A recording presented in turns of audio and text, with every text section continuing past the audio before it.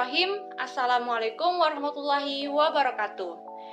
Dalam video ini, saya akan membahas materi tentang pendekatan sistem dalam kegiatan pembelajaran, yang dimana dalam pembahasan saya nanti, saya akan membahas beberapa hal yang terdapat pada materi pendekatan sistem dalam kegiatan pembelajaran.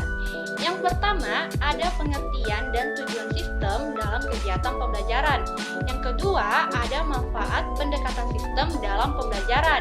Yang ketiga, ada fungsi-fungsi sistem. Dan yang keempat, ada komponen-komponen sistem. Dan yang kelima, ada faktor-faktor yang mempengaruhi keberhasilan sistem pembelajaran. Baiklah, kalau begitu mari kita bahas yang pertama, yaitu pengertian dan tujuan sistem dalam kegiatan pembelajaran. Pengertian sistem. Sistem secara umum diartikan sebagai satu kesatuan komponen yang saling berintegrasi, saling berhubungan, saling berfungsi secara kooperatif, dan saling mempengaruhi satu dengan yang lainnya dalam usaha mencapai tujuan tertentu. Jadi, makna sistem dalam kegiatan pembelajaran maksudnya adalah adanya pemahaman atau asumsi guru bahwa proses pembelajaran harus didukung oleh berbagai elemen secara utuh dan komprehensif, meninggalkan salah satu elemen yang akan menimbulkan kegagalan pada proses pembelajaran. Nah, selanjutnya, tujuan sistem.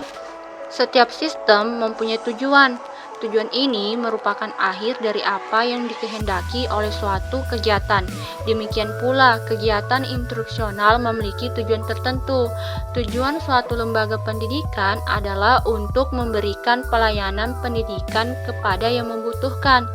Tujuan instruksional ialah agar siswa belajar mengalami perubahan perilaku tertentu sesuai dengan tingkatan taksonomi yang telah dirumuskan terlebih dahulu. Jadi dengan demikian, setiap sistem mesti memiliki tujuan yang pasti, karena tujuan itulah yang akan menggerakkan sistem.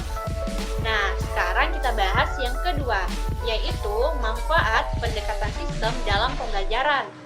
Merencanakan pembelajaran dengan menggunakan pendekatan sistem memiliki beberapa manfaat.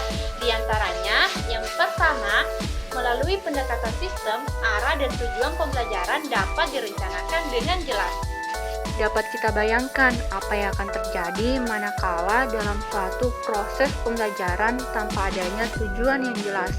Tentu, proses pembelajaran tidak akan menjadi fokus, dalam arti pembelajaran menjadi tidak bermakna serta sulit menentukan efektivitas proses pembelajaran.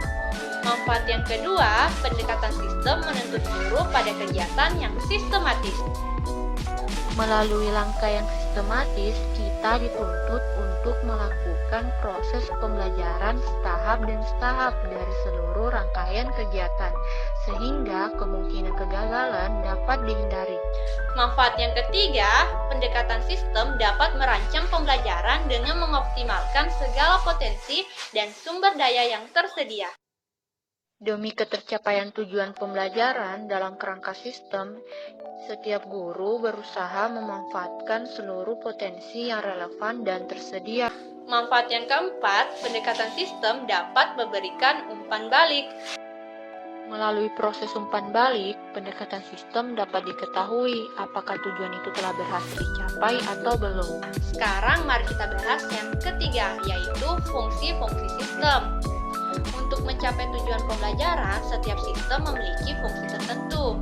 Misalnya, agar proses pendidikan berjalan dan dapat mencapai tujuan secara optimal diperlukan fungsi perencanaan, fungsi administrasi, fungsi kurikulum, fungsi bimbingan, dan lain sebagainya.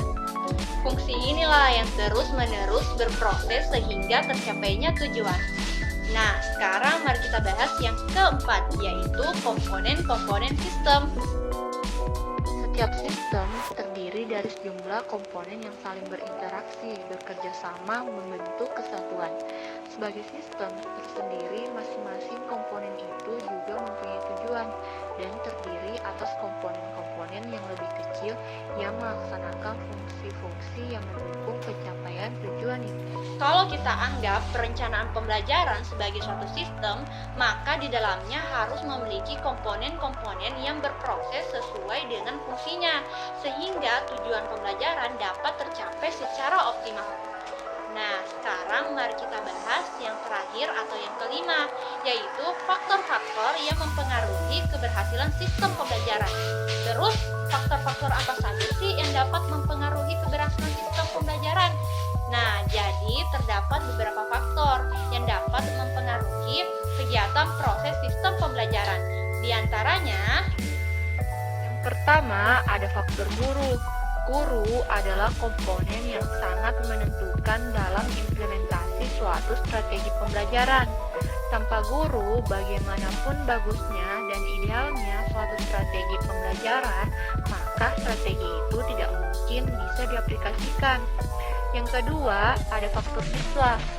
Siswa adalah organisme yang unik, yang berkembang sesuai dengan tahap perkembangannya. Perkembangan anak adalah perkembangan seluruh aspek kepribadiannya. Akan tetapi, tempo dan irama perkembangan masing-masing anak pada setiap aspek tidak selalu sama. Yang ketiga, ada faktor sarana dan prasarana. Kelengkapan sarana dan prasarana akan membantu guru dalam proses penyelenggaraan pembelajaran. Dengan demikian, sarana dan prasarana merupakan komponen penting yang dapat mempengaruhi proses pembelajaran. Yang keempat, ada faktor lingkungan.